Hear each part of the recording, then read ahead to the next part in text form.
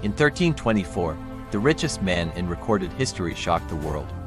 Mansa Musa of Mali didn't just arrive in Cairo with gold. He arrived with a story. A story about a former emperor who abandoned his throne, built thousands of ships, and sailed west into the Atlantic Ocean. He never returned. But what exactly happened to Mali's lost fleet? And could African sailors have reached the Americas nearly 200 years before Columbus?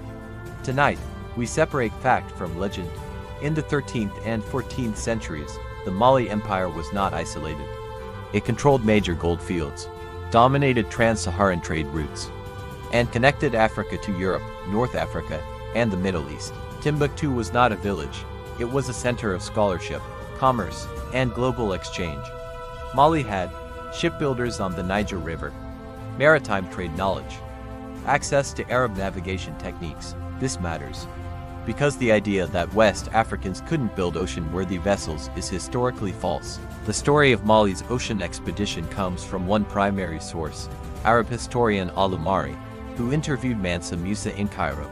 According to Musa, his predecessor, often identified as Abu Bakr II, became obsessed with discovering what lay beyond the Atlantic. First expedition, hundreds of ships, only one returned. The captain described violent ocean currents.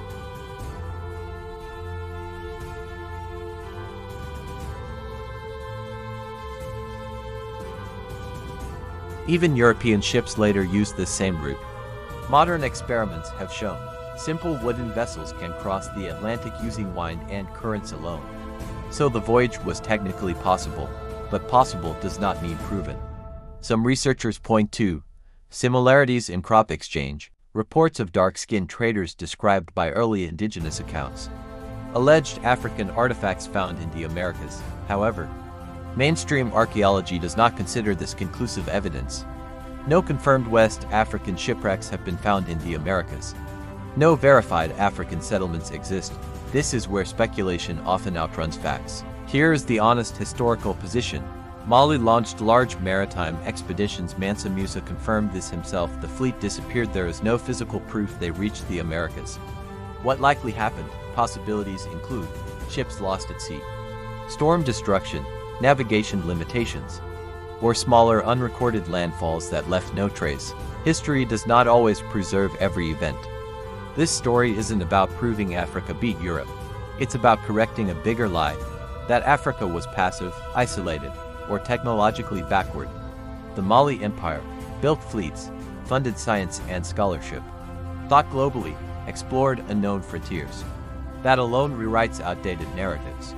Did Mali reach the Americas? We don't know. But we do know this: Africa was exploring the world, while Europe was still emerging from the Middle Ages, and the lost fleet of Mali remains one of history's greatest unanswered questions. If you want more real African history without colonial filters, subscribe, because these stories deserve to be told.